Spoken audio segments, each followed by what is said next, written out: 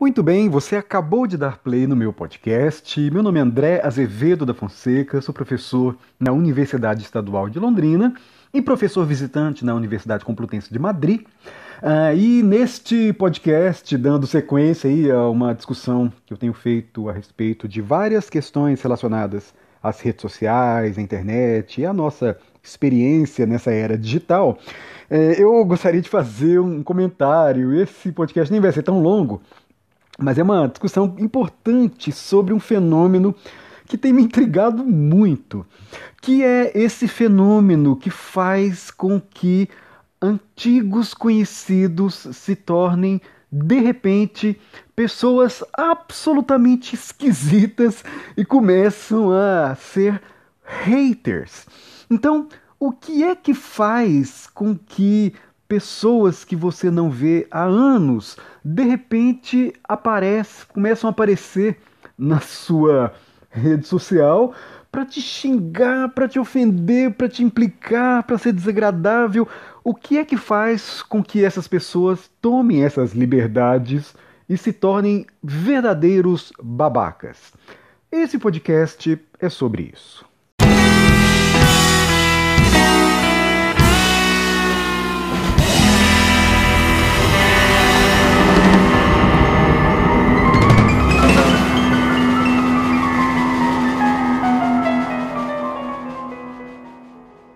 Mas antes, os recados iniciais.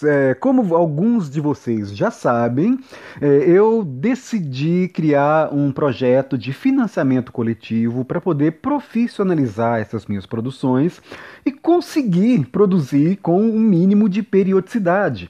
Porque, como eu escrevi lá no texto que vocês podem acessar no site catarse.me/Azevedo da Fonseca.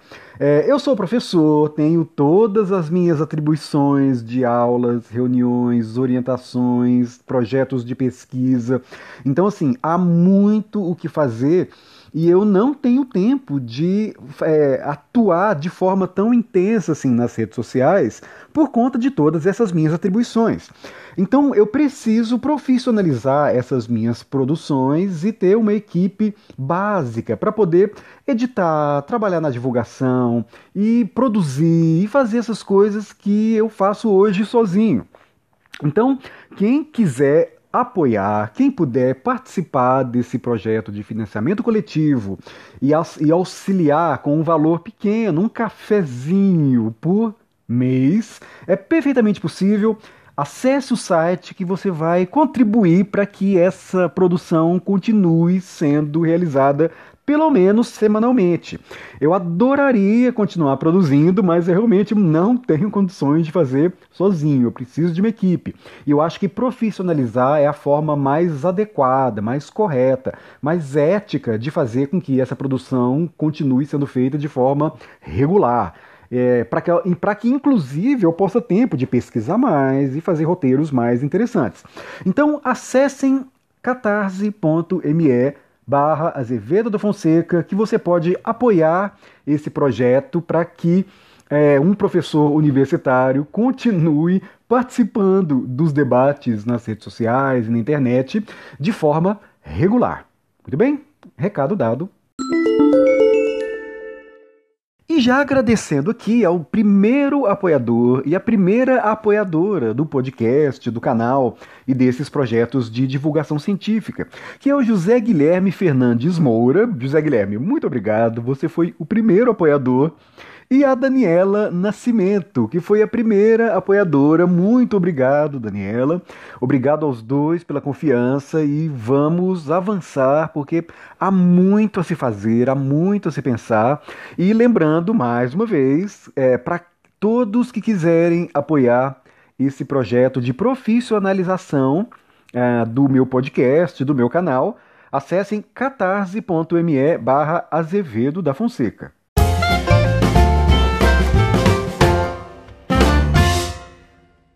Então, todo mundo que tem rede social, que faz os seus comentários nos seus perfis pessoais, sobretudo as pessoas que fazem comentários sobre política, têm percebido um fenômeno que é realmente muito esquisito.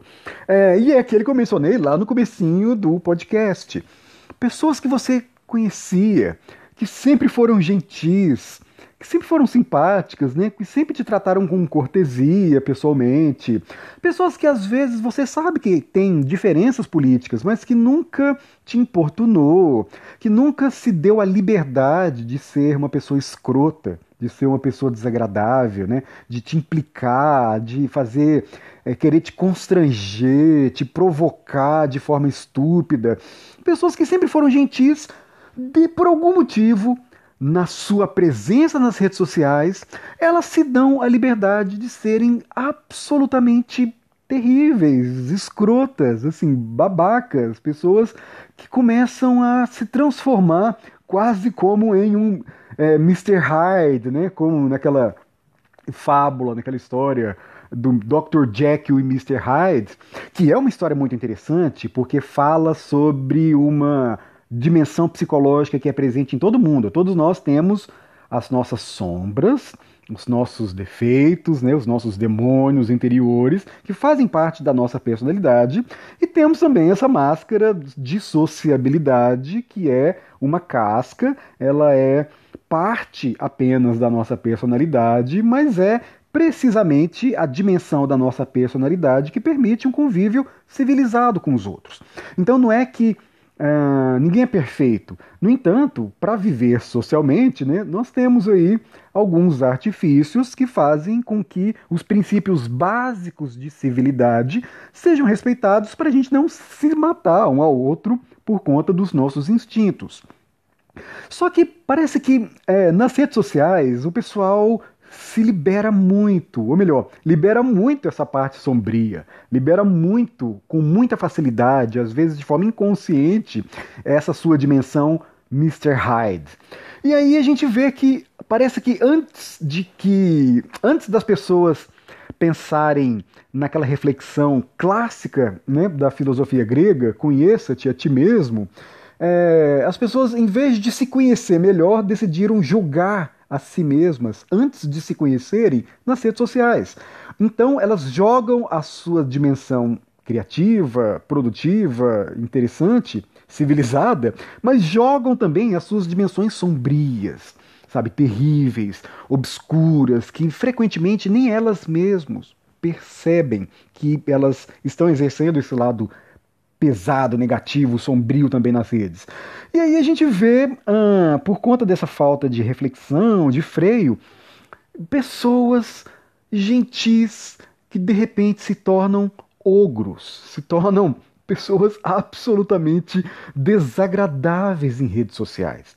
E certamente a gente vê que um dos principais motivos, né, o contexto que faz com que essas pessoas se tornem tão desagradáveis e tristes, sabe, obsessivas às vezes com os nossos posts, é essa polarização. Eu escrevi um artigo no Huffington Post sobre isso, que se chama Polarização transforma amigos em haters compulsivos. E aí, isso me levou a uma reflexão. Eu cheguei à conclusão, depois de tentar várias alternativas, tentar conversar, tentar dizer, puxa, mas o que está acontecendo? Por que você está assim? Você nunca foi assim?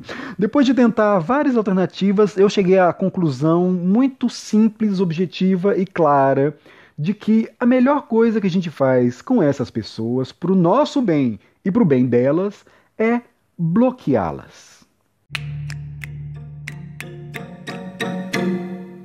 Não há sentido em manter-se vinculado a pessoas tóxicas, principalmente quando a gente se lembra, como eu mencionei aí nos podcasts anteriores, que a incitação à raiva das pessoas faz parte do algoritmo. Então nós vimos que o objetivo das redes sociais é fazer com que você fique grudado nelas. As redes sociais são geridas por empresas que têm como objetivo atrair a sua atenção para que eles ganhem dinheiro com publicidade. Essa é uma questão que está muito clara, assim. Eles não fazem isso porque eles são maus, eles fazem isso porque eles querem dinheiro. E a forma de obter dinheiro é atraindo a sua atenção, e se a raiva atrai a sua atenção, eles não têm nenhum problema em lidar com essas suas emoções, em manipular suas emoções. Então as pessoas acabam ficando desproporcionalmente indignadas com coisas simples que você diz, que você se expressa nas redes sociais, também por conta desse estímulo. Ou seja, redes sociais, como diz o Jaron Lanier, falei sobre isso aí no podcast anterior, são plataformas para criar babacas. Essa é uma definição que me parece muito precisa, porque as pessoas realmente parece que estão ficando piores nas redes sociais. Então esse fenômeno, ele já tem sido folclórico no Facebook, ele já está virando uma tradição, que é precisamente, como eu mencionei na introdução, né, a aparição inesperada de antigos amigos, sabe, aqueles amigos de infância que você não vê há 20 anos, aí você tinha uma memória boa daquelas pessoas, mas aí de repente elas aparecem te xingando, te ofendendo, loucas, assim, obcecadas com seus posts. Ou então aqueles colegas, assim, que você conviveu aí durante o período, mas que você não vê há anos. E aí, de repente, do nada, você nem lembrava que essas pessoas existiam, elas ficam, como eu disse, obcecadas com seus posts. Aí se tornam insistentes, implicantes, aí viram pessoas aborrecidas, antipáticas, malcriadas e progressivamente agressivas. É muito interessante como que a progressão entre a mera implicância a uma agressividade insistente é um fenômeno comum em rede social. Isso é muito impressionante, sabe? Eu acho que todo mundo já se deparou com esse tipo de experiência absolutamente desagradável. Sobretudo aquelas que se sentem à vontade para, no seu próprio perfil, falar sobre os assuntos que lhe competem. Imagina, todos nós temos perfis, cada um fala o que quer no seu perfil, e as regras básicas de civilidade, imagina, servem para que as pessoas que não gostam daquilo que você escreveu ou discordam, se querem se expressar, ok, elas podem perfeitamente bem fazer com educação, com polidez. Se ela prefere não se expressar, ok, ela pode simplesmente te ignorar. Mas fazer com que essas pessoas se tornem obsessivas nos seus posts, esse fenômeno é algo que de fato me interessa. E as pessoas também confundem muito. Sabe, debates democráticos sobre as diferenças são sempre estimulantes. Sabe? Isso estimula a inteligência. É assim que a gente aprende. A gente precisa entrar em contato com as diferenças para sermos pessoas melhores. Só que não é isso que está acontecendo. O padrão que eu tenho observado é uma compulsão doentia que, além de não tornar as nossas vidas digitais melhores e mais criativas, acaba se corrompendo em um inútil e desagradável desperdício de tempo. Sabe, essas disputas, esses bate-bocas na internet não tem sentido, isso não é debate. Eu preciso ainda fazer um podcast falando sobre a minha concepção de debate. Mas isso é qualquer coisa menos debate, sabe? São dois teimosos, duas pessoas que estão, em geral, convictas das suas próprias versões, querendo inutilmente provar para outra que a outra está errada e vice-versa, e isso é óbvio que não gera nenhum conhecimento, não leva a nenhum lugar, as pessoas ficam na defensiva em vez de se compreender, e quem está ganhando com isso não é nenhuma das duas pessoas. É a empresa que suporta isso, é a empresa que estimula isso, é a empresa que está obtendo os dados que você voluntariamente, com a sua raiva, com a sua energia negativa e com a sua indignação, está oferecendo gratuitamente. E a dinâmica, como a gente percebe, né, desse crescendo de ódio, funciona mais ou menos assim. Tá lá um indivíduo que a gente, como eu disse, nem se lembrava mais que existia, né? Porque até então ficava fora das nossas bolhas, ficava lá nas suas discussões que não se conectavam com os nossos interesses. Aí essa pessoa aparece de surpresa com um comentário indignado em algum dos nossos posts, políticos sobretudo. Aí, às vezes, por educação, né, a gente responde, oh, mas por que você tá tão nervoso? O que tá acontecendo? Tá tudo bem? Mas aí depois ele reaparece com uma provocação, sabe? Começa a provocar, encher o saco em todo post. Aí você, por civilidade, né, prefere ignorar. Você pensa, putz, tá, eu conheço a pessoa, não vou ficar batendo boca, vou deixar pra lá. Mas aí depois você posta alguma outra coisa e essa pessoa, por algum motivo, na verdade a gente sabe por quê. Como o algoritmo percebe que aquela pessoa fica engajada ao ver os seus posts, ela começa a ver mais dos seus posts. Ou seja, você começa a aparecer mais para ela.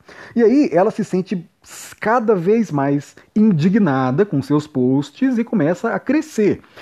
Ou seja, depois de só comentar indignado, aí ela começa com ironia, a ironia começa a virar um sarcasmo, aí ela começa a querer ridicularizar os seus posts e começa a te marcar e te encher o saco.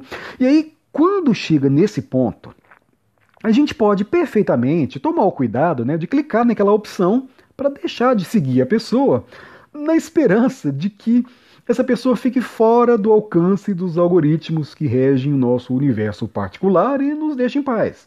A gente sabe que é mais ou menos assim que funciona, né? Quanto menos você vê os posts da pessoa, menos ela aparece para você, e a gente fica na expectativa de que os nossos posts não apareçam também para ela. Só que, às vezes, quando as pessoas entram nessa pira, nada funciona em termos de conexão. Ou seja, se você responde, ela fica mais irritada ainda e começa a querer bater boca. Mas se você mantém o silêncio, ela fica igualmente irritada, ela se sente ressentida com o nosso silêncio, e aí realmente se torna uma pessoa maníaco passivo-agressiva. Sei lá se isso existe em psicologia, mas metaforicamente a gente pode brincar. Porque é mais ou menos, como eu disse, né? A gente vê nesse ponto dessa agressividade o Dr. Jekyll se decompondo progressivamente no Mr. Hyde. Aí ela começa a lamentar, dizendo, ai, mas você não era assim, ai, você tá decepcionado, ai, como você era melhor, por que você se tornou isso? Gente, isso é padrão, é muito impressionante. Ela começa a julgar com todos os tipos de chantagem emocional possível. É muito bizarro essa obsessão. E aí ela começa a mandar meme pra ridicularizar, ele começa a bater boca com seus amigos nos comentários, até que, enfim, dá vazão a todas as suas mágoas e se torna uma pessoa definitivamente furiosa e maníaca. Sabe, aí a pessoa de repente te coloca te elege como um bode expiatório e começa a virar um stalker histérico e odioso, naquele frenesi insuportável. Sabe, às vezes eu imaginava, eu até escrevi no Huffington Post, imaginando que isso parecia uma doença temporária de eleições. Mas depois eu vi que não. As pessoas continuam malucas, sabe? Continuam te stalkeando, obcecadas com seus posts e alucinadas, e irritadas e te enchendo o saco. E aí eu comecei a refletir da seguinte forma. Eu acho que a vida é muito curta para ser desperdiçada com esse apocalipse zumbi.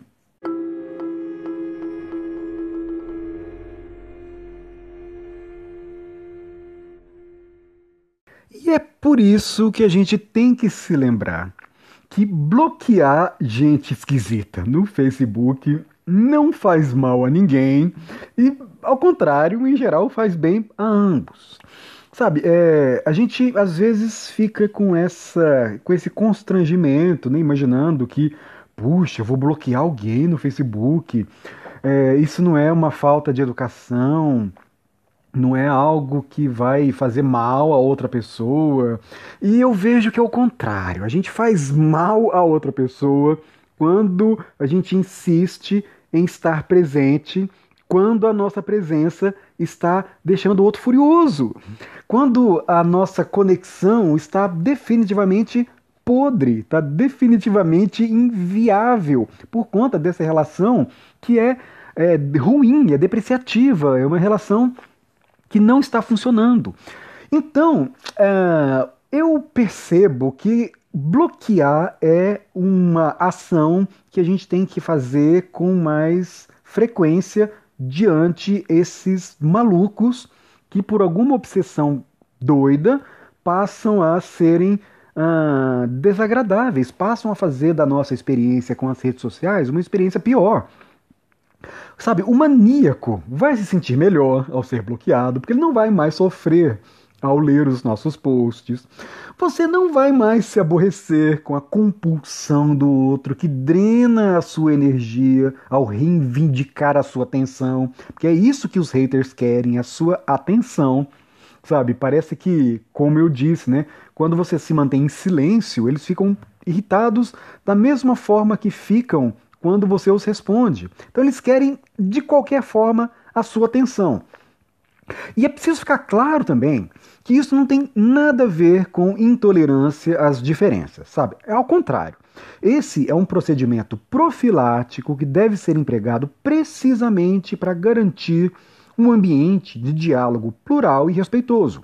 Pessoas que são respeitosas, que conseguem conversar sobre as diferenças com naturalidade, sem ter que te ofender, sem te chamar de idiota por você pensar diferente, são pessoas altamente bem-vindas. São essas que fazem com que você cresça.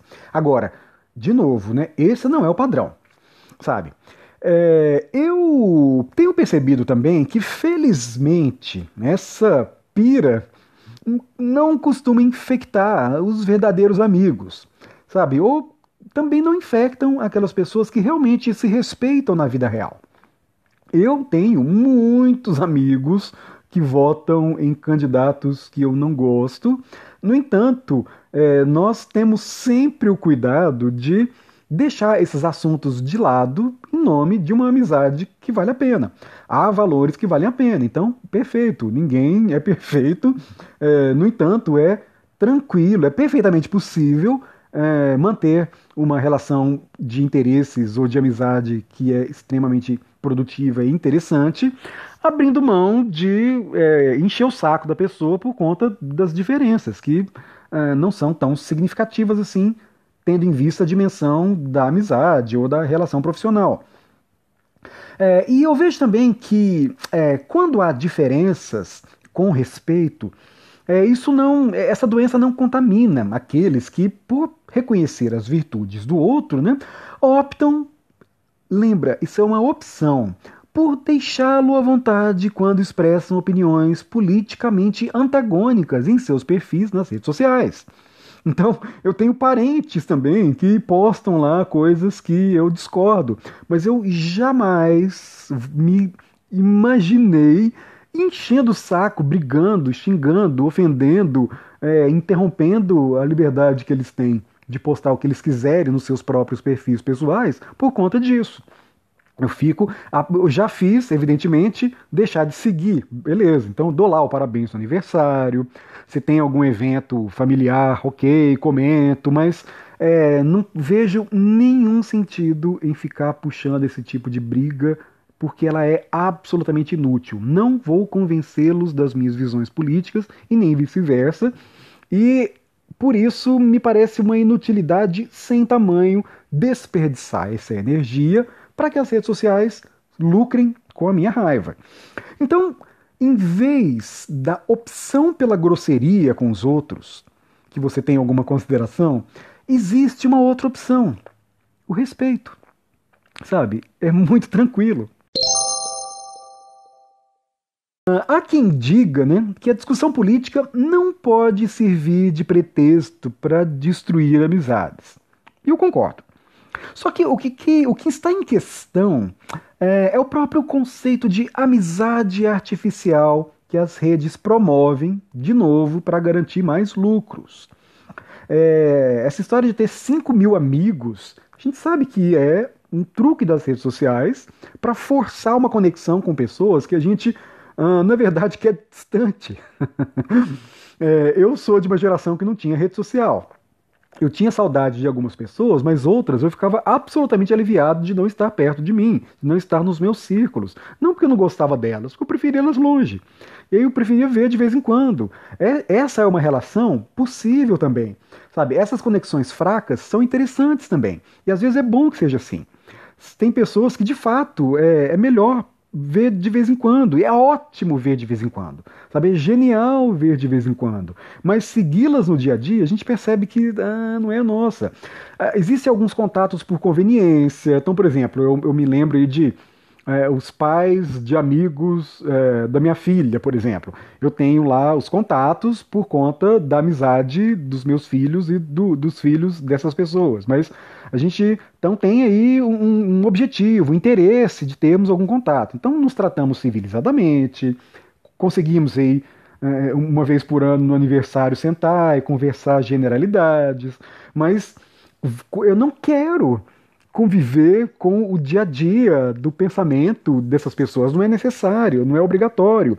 E as redes sociais parecem que querem obrigar a gente a fazer isso, insisto, por lucro. Então, essa amizade artificial que as redes sociais nos induzem, nos levam a esse tipo de relação tóxica com pessoas que, insisto, é melhor ver de vez em quando. Não há nenhuma intenção, a ideia não é dizer que essas pessoas são péssimas, é o contrário, é para dizer que a nossa relação com essas pessoas funciona melhor quando a gente vê pouco, é simplesmente isso, é assim. Então, insisto, não há sentido em manter-se vinculado a pessoas tóxicas, sabendo que a incitação da nossa raiva e da raiva da outra pessoa é um dos objetivos do algoritmo programado para motivar e ampliar a sua frequência nessas plataformas de coletas de dados e de propaganda. E outro, né? Eu estou sempre falando que é o outro, que é o outro, que é o outro. Vale a pena fazer a reflexão se você é o hater do seu contato. Se você é a pessoa que está sendo babaca à toa com alguém que você não vê há vários anos e que, por algum motivo, você começa a implicar com ela e vê post dela e se torna uma pessoa desagradável. Então, eu tenho percebido, eu tenho feito isso assim, a queima-roupa, sabe? Antigamente eu esperava a pessoa ficar muito insuportável. Agora realmente eu conheço o padrão. Eu sei como é que funciona, sabe? É um padrão muito claro. Quando a pessoa começa a se transformar num ogro, começa o processo de transformação em Mr. Hyde, imediatamente eu já desconecto desse amigo estranho, entre aspas, né? Porque se torna uma pessoa que eu não conheço mais, até para manter a memória feliz, né? Daquele antigo amigo que um dia foi gentil e que hoje se tornou uma pessoa escrota. Acontece muito com amigos de infância, né? Você tem uma bela memória daqueles momentos dos seus amigos na escola, que foi super legal, um período mítico, né? Um período mágico. Só que essas pessoas crescem em contextos diferentes dos seus, e não necessariamente vocês continuarão com os mesmos valores, com os mesmos vínculos que fizeram com que a amizade fosse tão forte no passado. Então, por isso, às vezes é melhor ignorá-las e manter um contato distante para que aquela memória da amizade permaneça.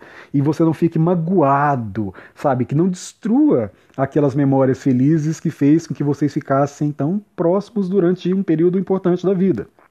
Então, insisto, bloque é a serventia da casa.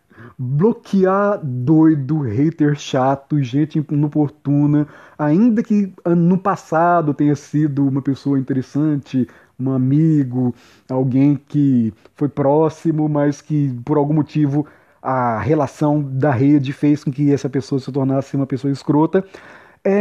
O bloco é a solução. Eu tenho feito isso e essa sim, eu não gosto de ficar recomendando muitas coisas, mas se você está fazendo as pessoas sofrerem ou sofrendo, indignado, angustiado, de saco cheio por conta dessas relações, bloquear é muito legal. Bom, é isso. Esse é o tema do podcast de hoje. Espero que tenham sido reflexões úteis, né, para você pensar a sua relação com as redes sociais. A gente vê como que esse é um fenômeno ainda novo, né, no imaginário do século XXI, e nós entramos para o mundo das redes sociais sem nenhuma reflexão sobre isso. Então a gente está aprendendo enquanto a gente usa, a gente está aprendendo apanhando.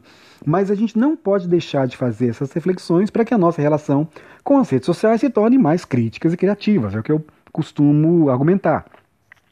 Por falar em relação crítica e criativa, eu lembro a vocês que o curso Pedagogia da Autonomia na Udemy, que eu acabei de criar, está com esse desconto para os ouvintes do podcast. É só você digitar mais Paulo Freire, tudo maiúsculo, tudo junto, para ganhar 50% de desconto nesse curso que ensina os princípios de uma pedagogia do diálogo.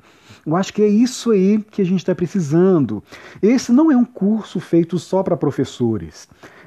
Qualquer pessoa interessada em estabelecer métodos para um diálogo democrático, respeitoso, criativo, curioso em relação ao outro, podem curtir muito as reflexões freirianas. Então basta acessar o endereço udemy.com/pedagogia da autonomia, tudo junto, e lá digita o código mais Paulo Freire para obter pagar metade do preço do curso. Então assim, eu faço questão de abrir mão de parte importante da receita do curso para poder popularizar esses saberes que são de fato muito importantes para o século XXI. A gente precisa desse raciocínio crítico para poder enfrentar os desafios das redes sociais de forma mais interessante, de forma mais consciente. Esse é um dos grandes objetivos desse podcast também. Eu acho que a gente precisa dessa reflexão. E, mais uma vez, né, se você gosta desse conteúdo, se você acha que vale a pena me ajudar a profissionalizar essa produção, você pode também me pagar um café. Dá uma olhada lá no catarse.me/Azevedo da Fonseca. Lá tem todas as informações para que você possa, caso queira, contribuir com a profissionalização dessa produção, para que a gente consiga fazer esses podcasts e os vídeos do YouTube também de forma periódica. Então, dá uma olhada lá, catarse.me/Azevedo da Fonseca, os links estão também na descrição aqui do podcast, e você pode se tornar um apoiador desse projeto. Será absolutamente muito bem-vindo ou bem-vinda. Essas discussões são muito importantes e, como vocês sabem, eu, como professor universitário, defendo insistentemente que nós, acadêmicos, não podemos deixar de interferir, sabe, de participar da internet. Seja para propor o abandono das redes sociais, seja para interferir nas discussões que são travadas nas redes sociais e contribuir para qualificar o debate. Há muitos charlatões que estão envenenando esse ambiente e a gente precisa pensar alternativas para que a inteligência não seja corrompida. Então, não sei qual é a resposta, mas uma ação eu sei que é importante: o questionamento.